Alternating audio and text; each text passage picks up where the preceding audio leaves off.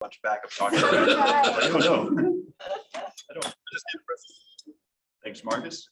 And then Brian is going to update us. Well, what are you updating us on, Brian? Copyright? Trademark. Sure. Okay. Talking copyright. Good. Good. Morning. Morning.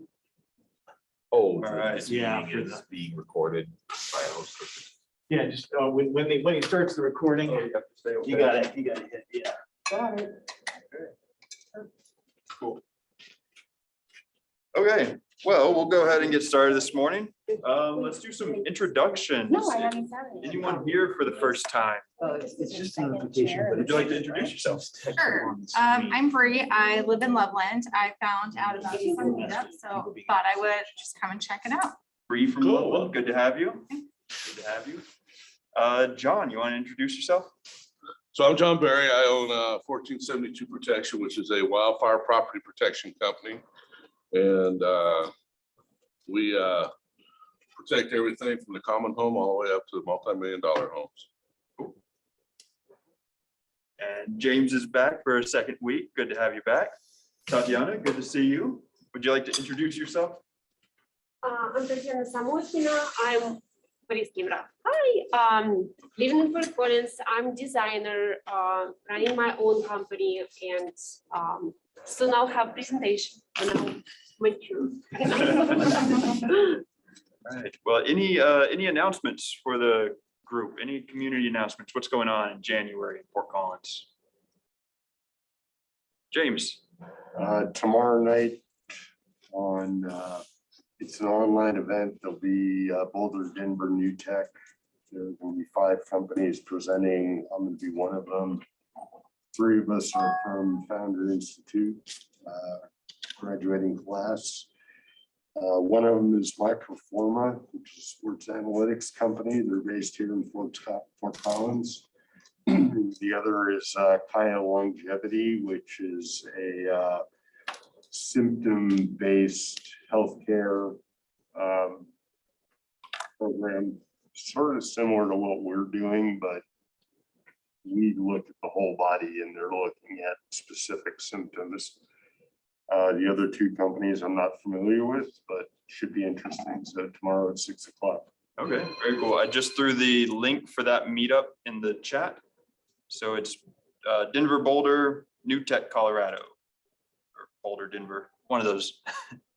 All right, so if you're interested, that link's there.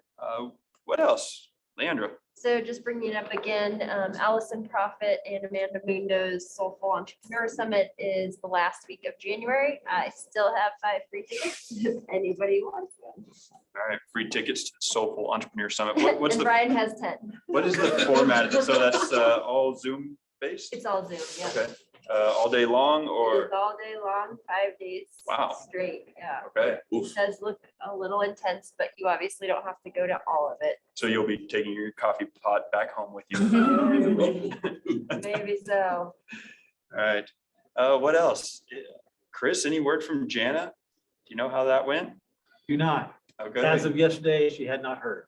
So we'll see. For those of you that don't know, Jana Sanchez, who used to host 1 Million Cups, is up to be SBDC director. So she had her final interview on Friday or Monday? Friday. Friday. So fingers crossed. She's got it. She'd be great at it. Hope's pretty. She does. Yeah. Tender, yeah. All right. Let's Let's see, what else do we have before we jump into presentations? I think that's about it. It's kind of Am I like. missing anything? Natalie. Yeah, well, my usual thing. Hi, everybody. We're still looking, we still have an open slot next week. So if anybody wants to present, let me know. And then February is starting to fill up. So anyone who's interested, well, February or March. February is a short month, so it's an easy one, but you know, of course, let me know as usual, and then pass the word around, and your network, your whomever you deal with, let them know they can present. And the fact that we have the hybrid model makes it, easy, even if you know people that are elsewhere or out of state or further away and they're interested in getting some feedback. We have a good reputation for that, so send them on and then we'll get them scheduled. Yeah, anytime you want to present, reach out to me or Natalie, or come here to 1millioncups.com/NOCO. This is our page. I'll do next week. Follow us. That way you get notified of any last minute community changes. If we have to go full Zoom for whatever reason, or if we can't meet here, this is how we notify everyone. And you can apply to present anytime. So if you have something for us next week would be fantastic, Yeah. or thinking out to March. John?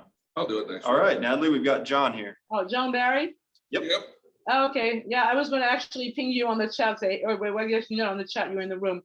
I think I have your email, so let me just check.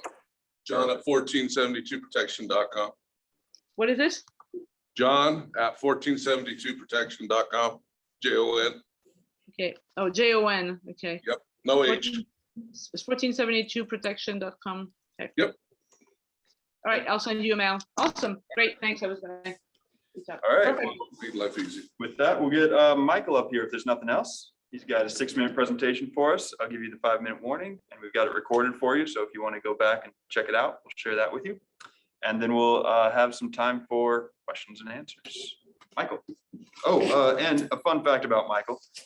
He grew up in a missionary family and spent most of his life from 3 to 18 in the Czech Republic. So it's like he's more Czech than anything else. So Michael, welcome. Good to have you back. Looking forward to it. You this picture? I speak Czech. No, It's but close. Russian, I'm just, no. And just like having company. I just feel that like you know someone.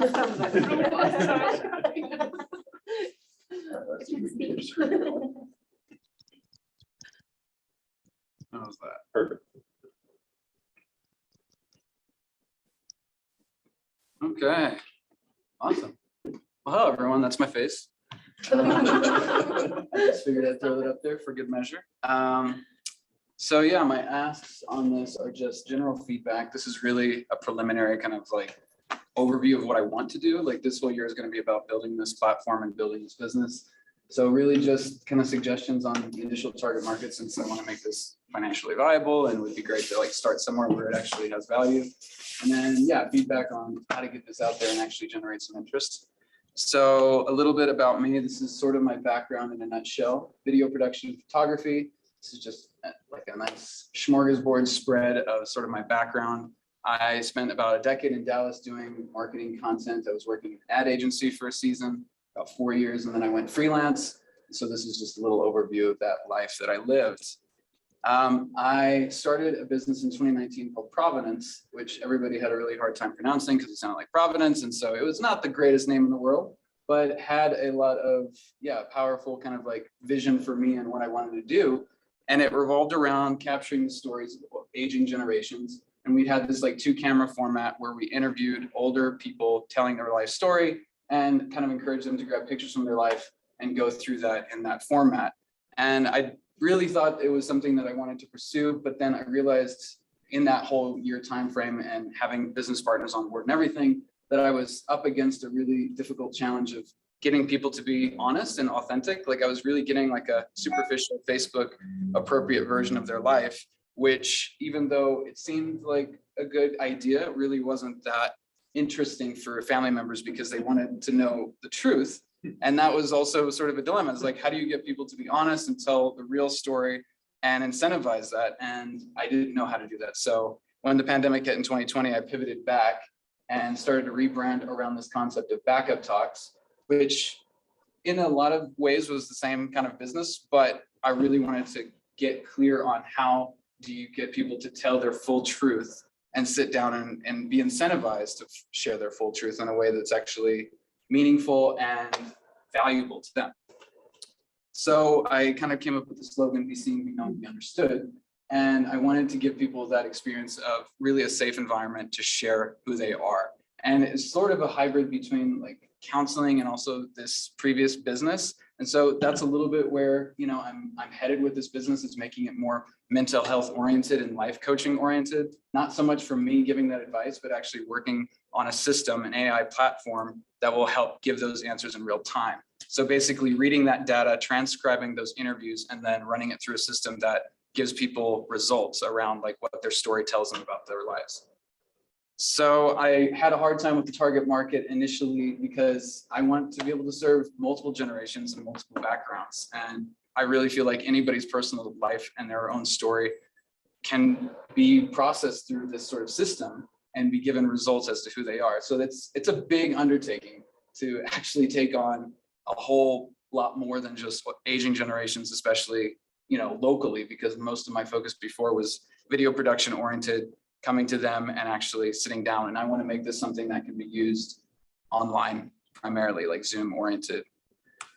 And so this is sort of a little bit of like that wireframe kind of background of how the user experience would be. They would, you know, have their login page after they do their interview, their dashboard. I would love to provide like a keyword feature in there where they could search for specific words within their interview, and then also have like a really basic video editor so that they can work in that interview and actually produce content themselves if they have the desire. And then the next step would be that backup talk report, which would be kind of analysis of what their story says about them and sort of like feedback on how it can direct them towards places that they're interested in. So if they're looking for resources on counseling and mental health, that would be provided based on that report.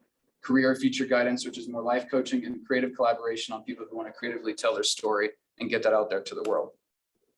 So that's just kind of like a general login page based on how many backup talks they do. You know, that would obviously be in that user portal, having those features, and then finally leading to that backup talks report. And this is a little preliminary look at like what the pricing could potentially look like, because obviously with video storage, it gets really expensive. So really the value add would be that backup talk report, which would be transcribed, and that wouldn't really necessarily cost on the backing up side for the videos. But I want to be able to provide people with lifetime video backups so that they can have that for themselves and future generations as well. So yeah, that's a little bit of that in a nutshell. And going back to the ask, I know I'm a little probably before time, but yeah, really this whole idea came from when I started doing these interviews, just with the idea and the intention of backing up people's lives.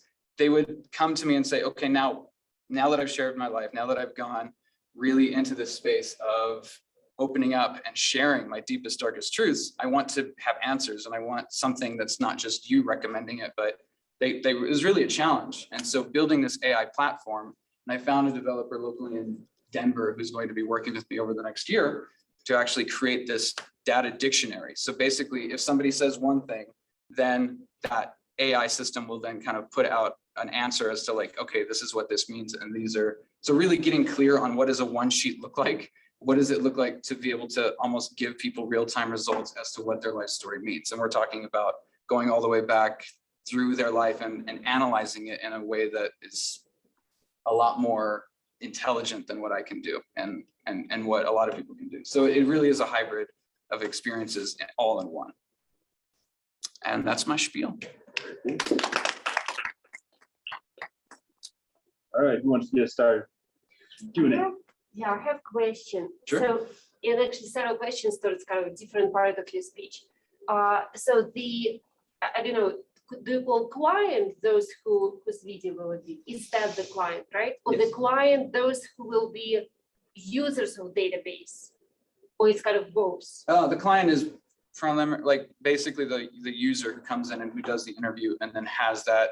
So the more data they collect, the more interviews they do, because basically, yeah, you can do multiple backup talks, you know, because over multiple aspects of your life. So really getting your life story in one interview is not the easiest thing to do. So I usually encourage people to do about 3 backup talks. So the more data you collect, the more so they have specific. opportunity to kind of like unlimited amount, right? Right.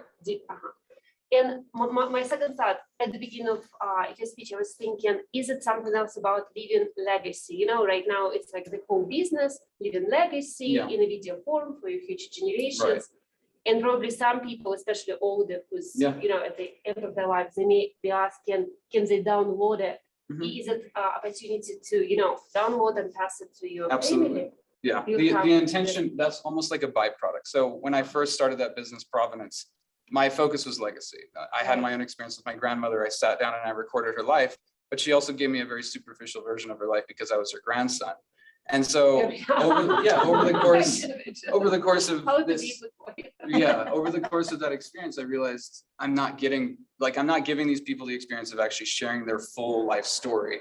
And I'm also missing so much that could be told. And I feel like I want this to be a safe space where people can share and be incentivized to share their full truth so they can get real-time answers as to what that means about themselves and how they can actually take proactive steps to better their lives as a result. Online, we've got Stephen. First of all, thank you for the presentation. I think there's a lot to what we're doing with future generations and stuff, or past generations, because we're not actually. I've heard that this is one of the worst documented generations or times in history, even though we have a lot of photos and video. Anyway, so I'm curious though, have you talked a little bit about your text-based AI and the language that would come through that, or the inferences that people could get through that? Have you thought about also reviewing tone of voice and facial expressions? And I realize that changes the game a little bit in terms of the complexity, but there's so much in our language that is nonverbal. Have you thought about that at all? I haven't thought about it specifically, but it definitely is something that I want to be able to develop over time. So actually there's going to be multiple stages of this rollout, right? And my biggest thing is I want to get this into as many people's households as possible. And so being able to interview people. It's going fine. Yeah. Problematic side. So being able to interview people in person, or just having like a live person to do the interview, is definitely going to limit the amount of people you can reach. So one of the big kind of ideas is to actually create an AI-based question system. So basically you could record people doing live interviews, but then have that response be an AI-generated question, whatever. I'm trying to think of like the word, but Generated questions, kind of depending yeah, where you're leading, your AI kind of will lead you that direction. Right. And then it would also incentivize people, because some people are even embarrassed to share with an actual person versus an AI-based software. So when it comes to all the possibilities, absolutely, I would love to incorporate that as well. So thank you, Stephen. I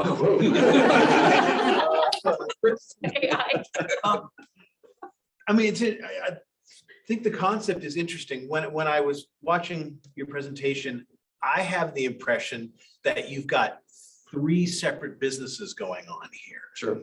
You've got this idea of legacy and backing up your life or your experiences.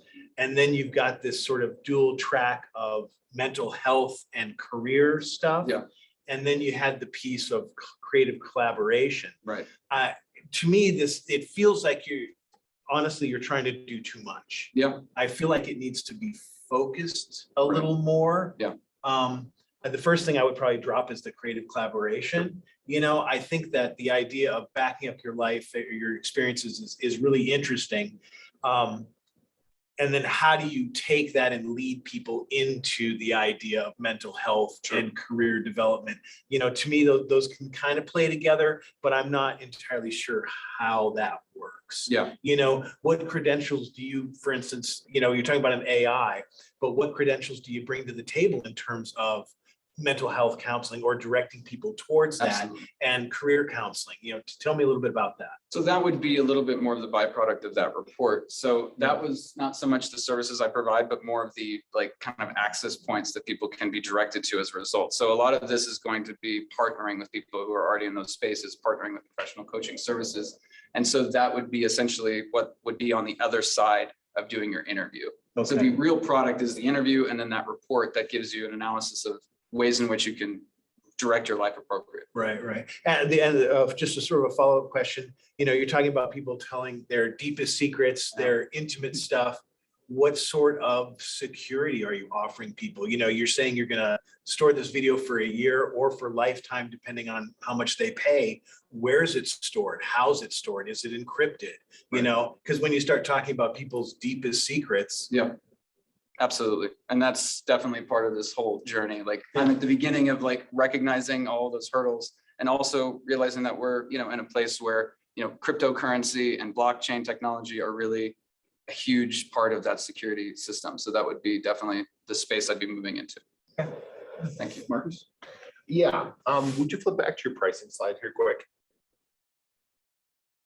So I'd pay 99 bucks, I'd sit down and I'd talk into the can for as long as I wanted to, and it's 99 bucks, right? And that video gets stored for a year. Sure. Okay, no, I'm saying is that, am I? Yeah, I mean, on it would track? be probably, you know, 60 minute to 90 minute, like I'm still trying to figure out the specifics because there's a lot of just kind of refining that's going on right now. Okay. But Perfect. So little feedback, and this is just based on who I am as a person. You might want to revamp your pricing. You know, go real old school long distance and price by the minute or whatever, because I know as one of your users to sit down. To sit Marcus, down it has a lot of words. 60 or 90 minutes and just speak as much as many people in this room wouldn't be surprised about my ability to do that. Generally speaking, I would probably tell it by the anecdote or the story, right? Like I'd want to hop on for 10 minutes and talk about, you know, when my dad and I encountered a bear on a hiking trip, or like, it's just I would like to see some flexibility in pricing so that I could do snippets as convenient, if that makes sense. Tell an anecdote here, tell a story there, not I have to sit down for 60 to 90 minutes and tell my life story, especially over multiple sessions, because you're almost relying on the client to provide their own script or structure almost. You know, I'm going to sit down for 90 minutes and talk about my 20s, right? Or whatever, versus like stories, you know what I mean? sure. Yeah, definitely. Thank you for that. James? Let's see, where to start? I agree wholly that you're trying to do way too much. And I think that there's a very limited offering for a certain type of person who would even take half of this. Okay. And like ancestry.com is one that jumps to mind. I mean, certain people just won't do it and other people will.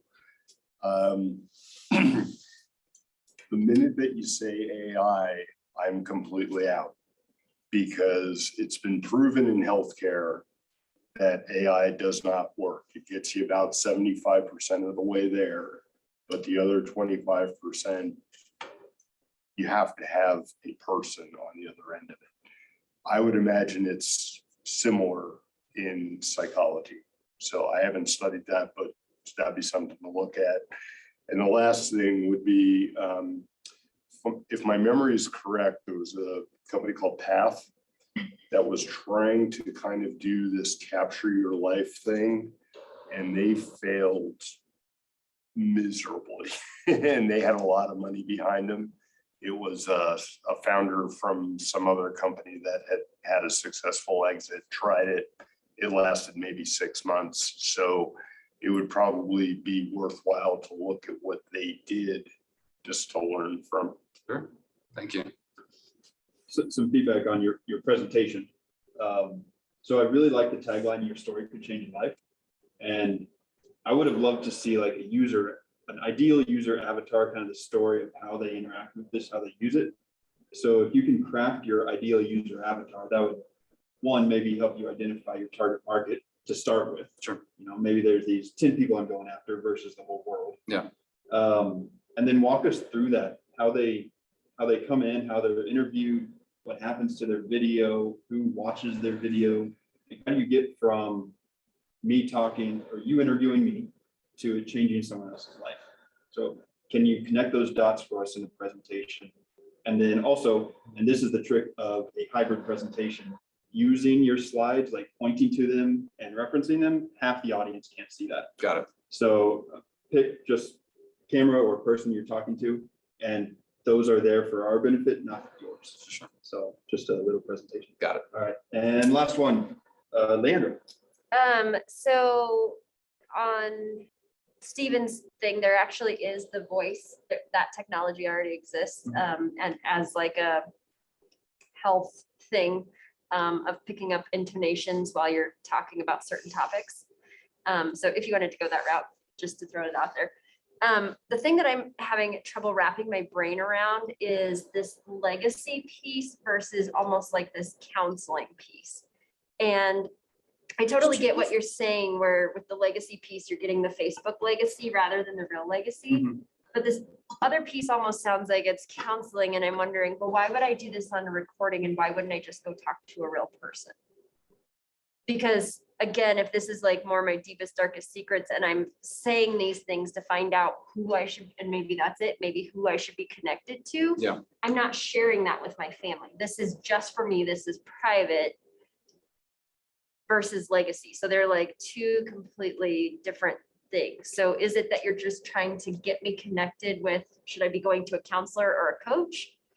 Or that's the piece that I'm not understanding.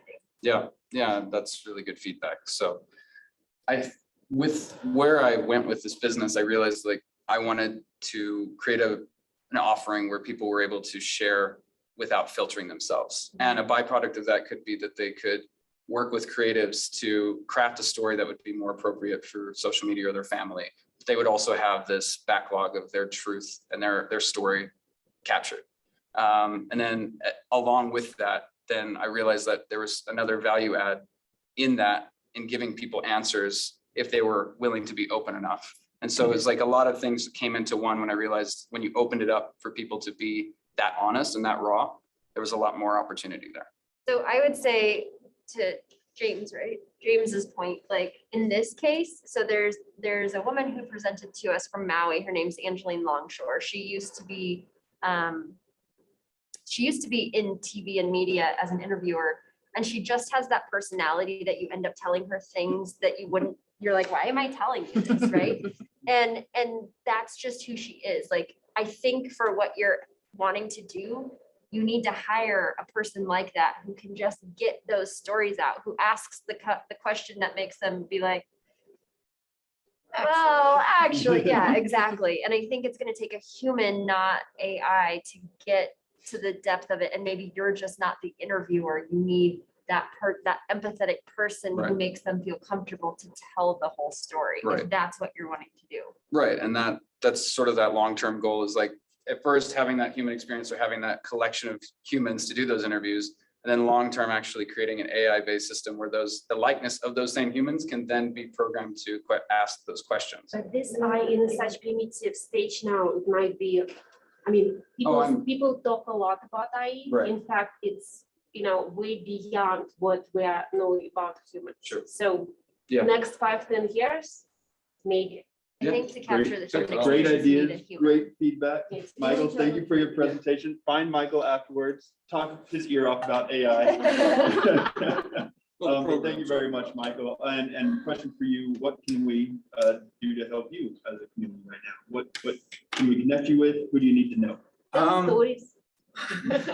People who are willing to do the interviews, and then also just other resources or places that, I can be directed towards to have these conversations and to keep exploring the Are you space. looking for paid clients right now, or are you looking for some just people to interview so you have some user experience? More of that, less paid, because I want to be able to actually get this. So research volunteers, developed. Marcus, if you need to. bury your soul. You wanna get it? You're 20th, we want The price is right. You can do a lot of AI with money. It's really that, you get that baseline sludge interview, like the worst of the human experience.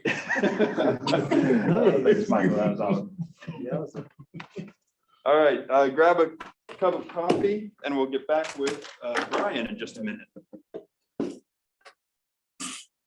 What you can do with that. Brian's being excited about copyright talks. Megan, remember you were saying if someone wants to make coffee, how much earlier you have to come to make coffee? Oh, Leandra is handling our coffee making and everything. and Until April, and then I'm turning it over. How You can early buy the How coffee. early are you coming to do the? Oh, to actually make the coffee? Oh, you're welcome to make the coffee. No. About 8:30, When? about 8:30. 8:30. That's when I get here to set up the room and get coffee going and get Zoom set up. It just depends on what sort of fits my children are throwing in the morning. Exactly. That's kind of.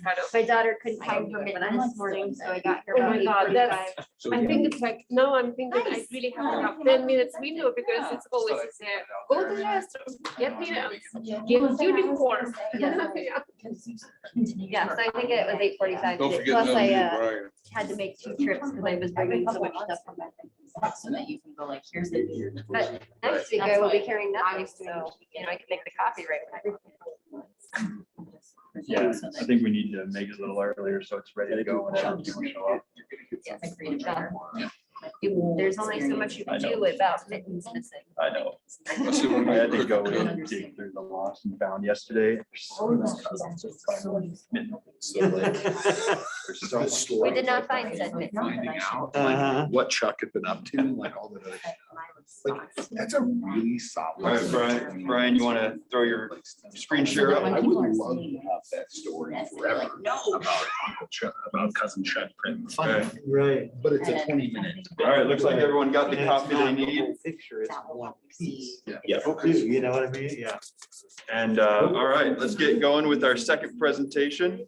Doing exactly this, but it's. Who is this Hanning person? Oh, Sorry. He's a damn They can't lawyer. hear us. Damn lawyer. I know, we also do that. Sorry.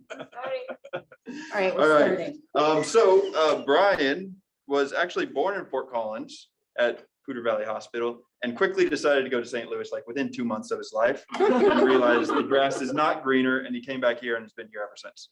So Brian is going to give us an update. This is kind of an educational presentation on where things stand with copyright.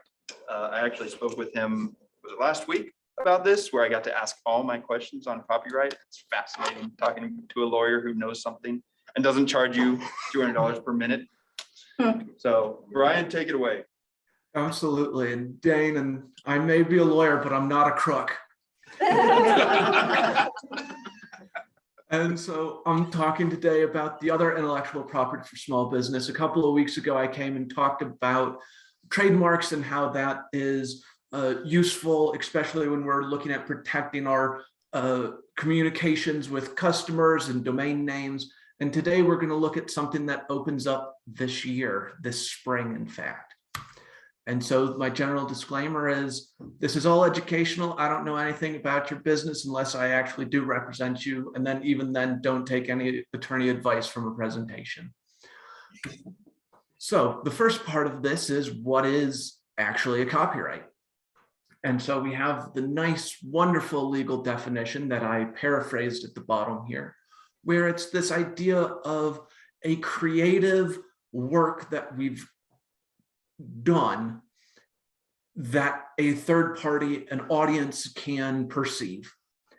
And that fixed and intangible medium is really designed to allow it to handle any type of technology. So as we're having those conversations about the blockchain and cryptos with NFTs, how does copyright play into it? Well, it plays into it like it was any other technology. But for small businesses, especially these service businesses, how does this make sense for you? Well, we should look at some of the more specific examples of what kinds of works can be registered. So this is all from the Library of Congress's website at copyright.gov. You can register for a podcast for your sound recording, or, any presentation that you're giving, as long as you record it. You can record slides. You can do your recorded classes. Those get registered. You're also looking at 1 or 2 types of written works that people do, from white papers to blogs and interviews to the book that you publish that I really should reach over and grab my copy of one of the books I've published to self-promote as I'm doing this, but it's too far away. Those kinds of things. And so when we create that work, when we create the class, when we create the book, when we create whatever, there's a couple of things that we get access to just by virtue of creating it. And that is primarily the right to sell copies. So that sale can be $0 through Spotify, or it can be $10 through Amazon, or however you want to distribute it. But you have the right to make as many copies of your work and to sell it to as many people as you want. And you also have the right to sell all of the rights to a work to somebody else. So if you write a script and you don't want to turn it into the actual play, you can sell the script to a performing company, and that company can then own the copyright to then perform it. So lots of great benefits just by going through the act of creating it. So there's, of course, the immediate question then of, oh, why should I register? Well, you get access to tools. So you're talking about the ability to take somebody to court is why you go into and register work. And you are looking at that because, hey, you put time and money into it and you're getting revenue from it. So there's that. You also have the DMCA, the Digital Millennium Copyright Act, which allows you to tell platforms like YouTube, Twitter, or whatever to take down other people's illegal posting of your work.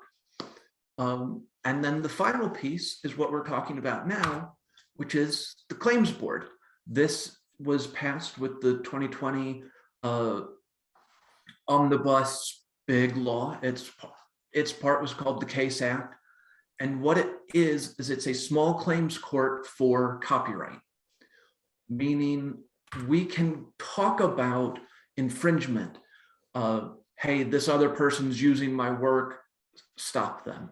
You can get declarations of non-infringement, i.e., I'm going to post this video essay about this topic, tell Disney they can't issue a takedown notice because I'm not infringing their work. Or misrepresentation under the Millennium Copyright Act. I think YouTube recently published a stat that 25% of their takedown notices were fraudulent. So fighting those is, we now have a jurisdiction for that. Ryan, you're at 5 minutes. Perfect, because I only have 2 more slides, including this one, which says, before this act, you would have to enforce your trade or copyright through district court. Average case values were, or case costs were in that $80,000 to $200,000 range. So not really accessible for anybody that didn't make massive amounts of money. With this, it is supposed to be attorney low / free, fast, inexpensive, with reasonable resolutions. And when you're talking about a work that you can register and protect for your entire life plus 70 years, actually being able to defend that is important. So with that, you can find me online at thatdamnlawyer.com. You can also go to my YouTube channel where I've started a video series on copyright. It's currently planned for 20 episodes, starting with defining what copyright is. So.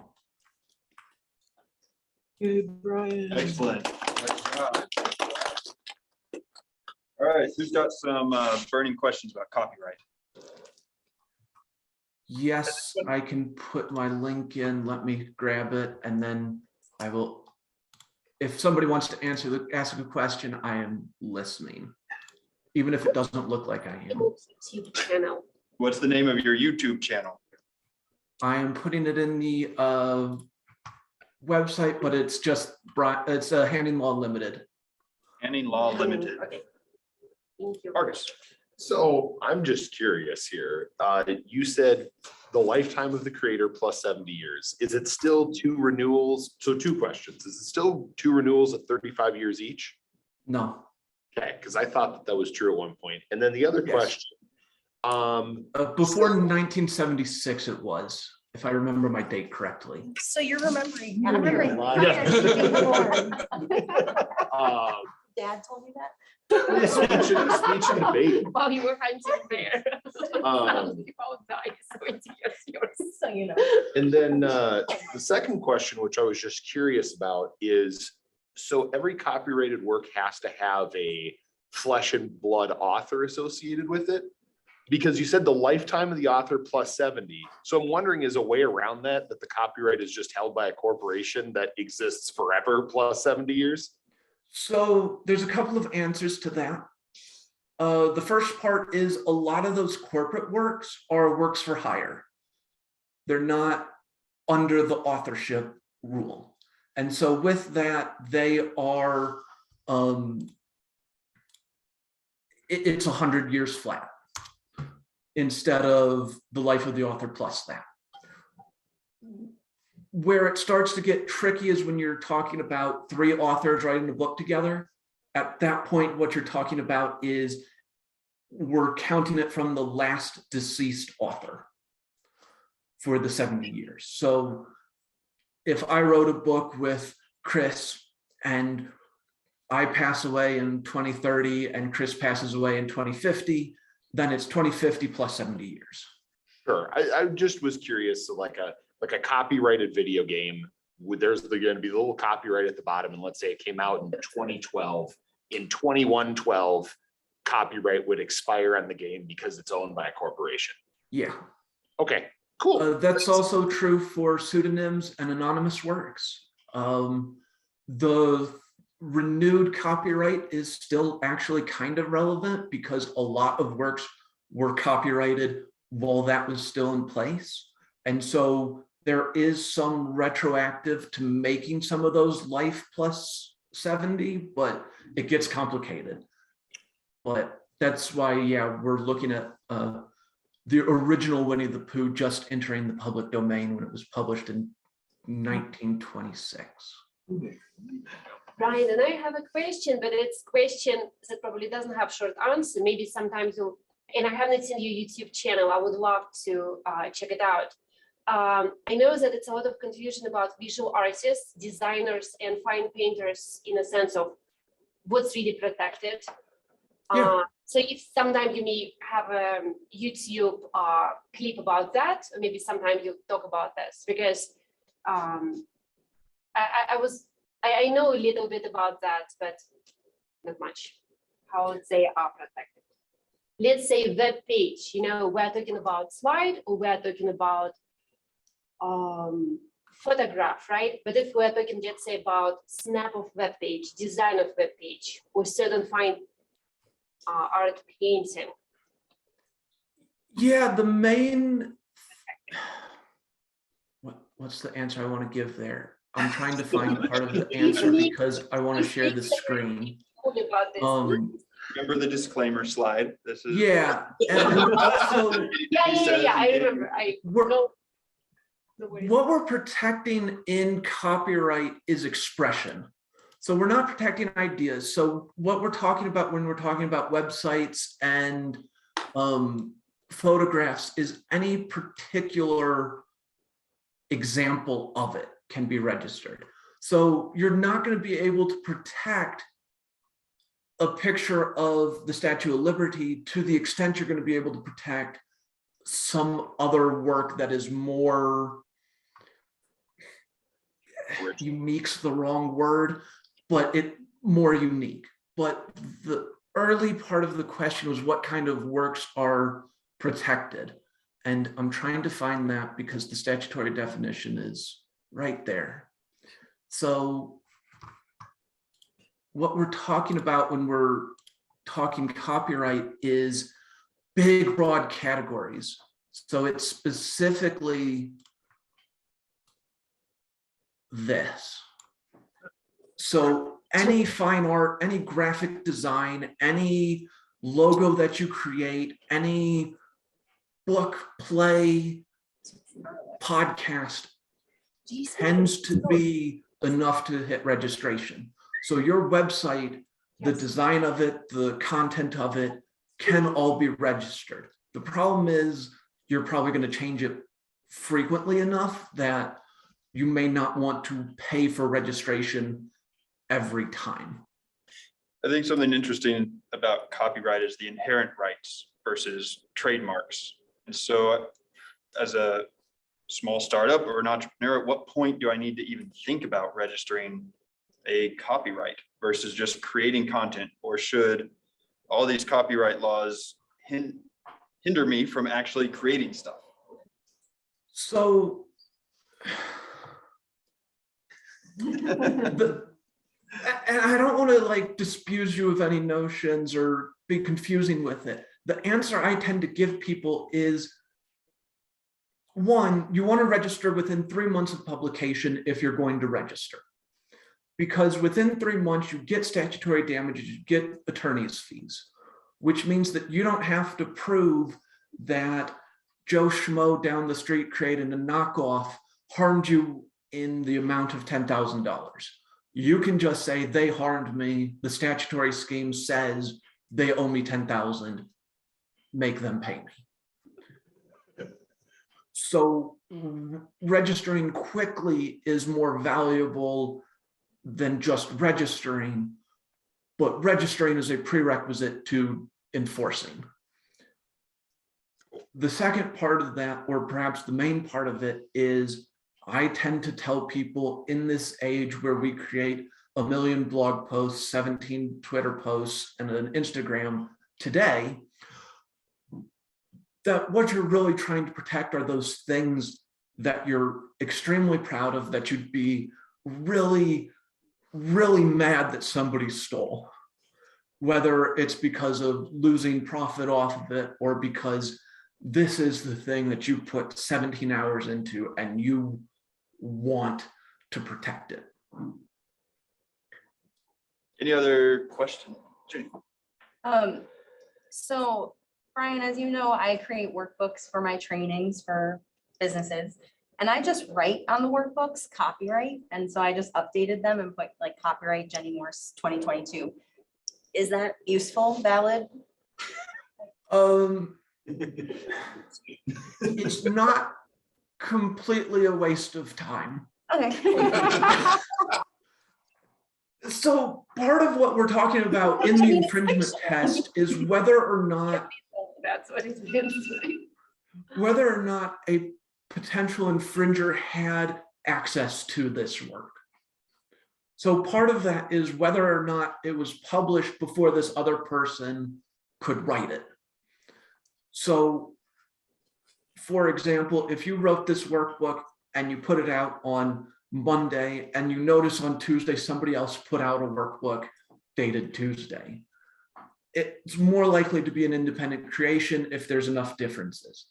But if they put it out on Friday, they then have enough time to have actually bought your work, and then we have that initial date. But it's not going to convey any legal right through the court by putting that on it, which is similar to trademarks where a TM doesn't mean anything except I'm trying to protect it. That's the same thing with the C in a circle. Cool. I have a follow-up. Real quick. Real quick. Well, your follow-up may be quick. Will his follow-up be quick? I don't know. Hopefully. Okay. So Never. then materials that I publish for my classes at CSU, those students often take them and upload them to websites where they share those materials. And I have a whole copyright disclaimer. Do I sue the students or the company that distributes my materials after the student uploaded it? Please don't sue the students. Don't be that. So there are two parts of that. Part one is whether or not you own the copyright for the materials I from do. CSU based on your employment agreement. And two, you're more likely to want to do a DMCA, which is just the takedown notice. So you can send them a DMCA notice that says, I, CSU or Jenny, have the copyright in this. You don't have the right to display it without compensating me. Take it down or compensate. I want to do that. Cool. All right. Well, now you know which damn lawyer to contact Yeah. about She's already got that. DMCA. I got that. Check out Handing Law Limited. Brian, thank you very much. Always great to hear what's going on in the world of copyright and trademark. So thank you. And wrapping up, any wins? Who's had some wins for the week? What's going good in the world of entrepreneurs? Tatiana. I got my additional certification in Google UX design. So I'm on the way to be even more certified UX design. More And certifications. and it's Google, so it's like big name starts with G. Great. Who else? John. I'll have a short book coming out beginning of next month. Oh, wow. What's it about? It's about wildfire protection. Okay, sweet. Who else? Stephen on screen. Oh, Stephen, sorry. No worries. I was sneaking up behind you there, Yeah. Dane. So I'm going to call this a win. For those of you who saw my presentation last year, I'm now at the point where I'm taking clients for my new product line and service. And so if you know anybody who is buying or selling a business or needs to prepare to sell a business, I'd love the introduction, but I'm open for business now. So thanks.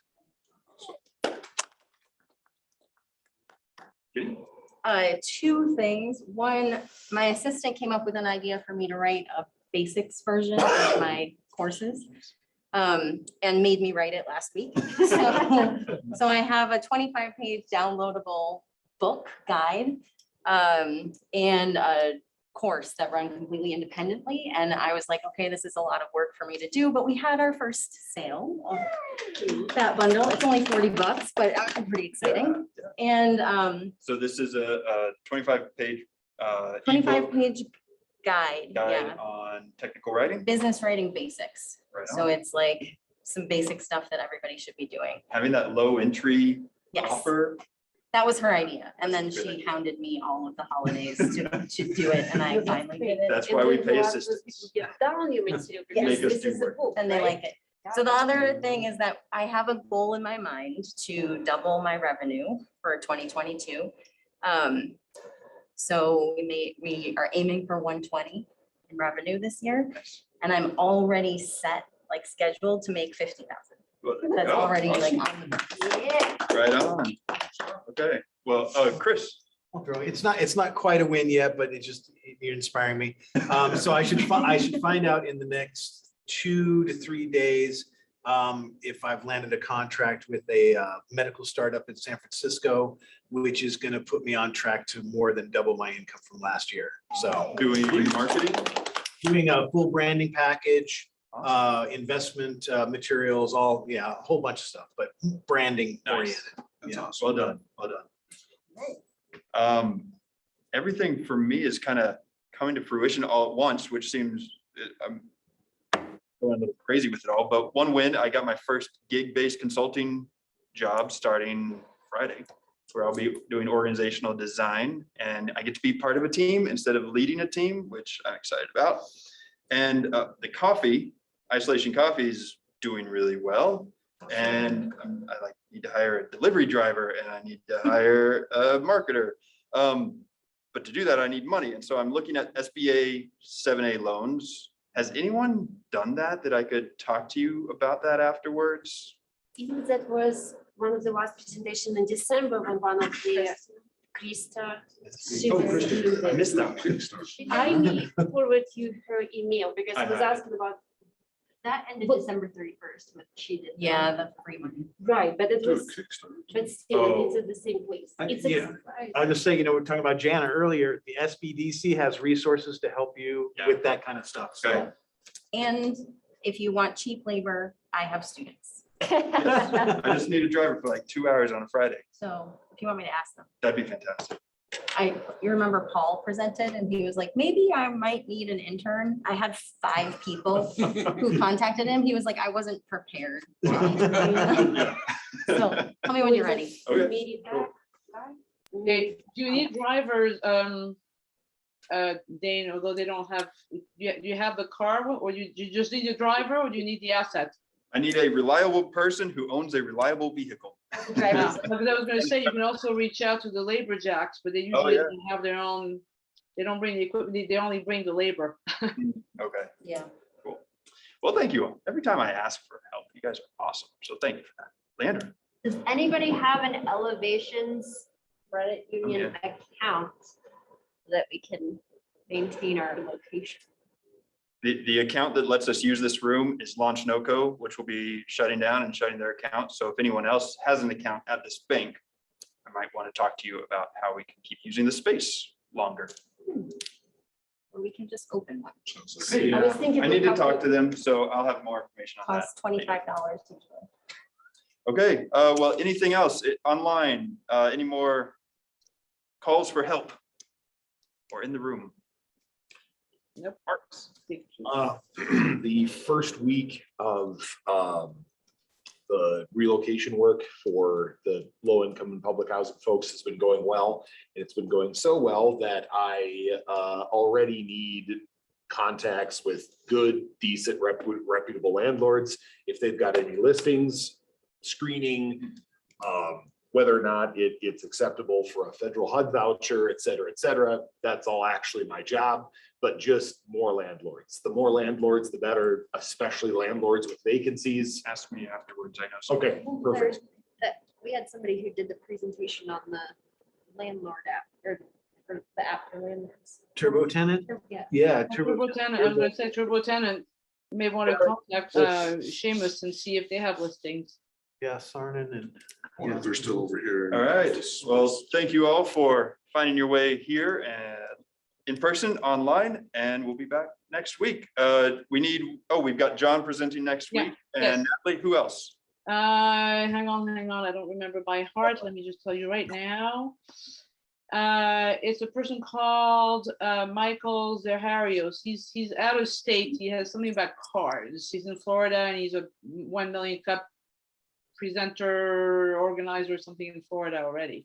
Okay, cool. So Coastal Auto Connect.